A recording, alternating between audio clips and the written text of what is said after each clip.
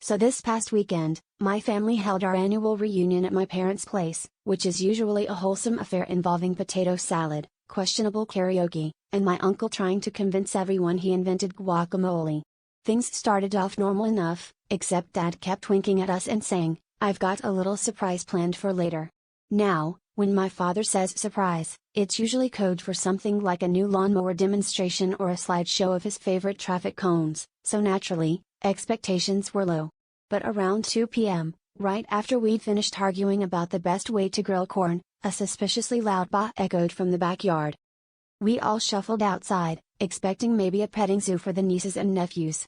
Instead, standing in the middle of the lawn, was a trailer full of goats, 12 of them, to be exact, looking remarkably unimpressed.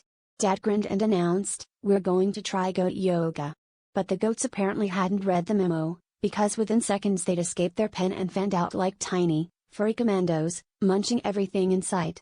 My cousin tried to corral one with a pool noodle, but ended up being chased into a bush, and my mom's hydrangeas suffered a fate too tragic to describe in polite company. What followed can only be called a suburban stampede. My brother attempted to assert dominance and was immediately headbutted into a lawn chair. My aunt, convinced goats are attracted to the color red, started waving napkins like she was at Pamplona, but only succeeded in attracting more goats. I, for reasons that still escape me, thought I could outsmart them using a trail of Cheez-Its.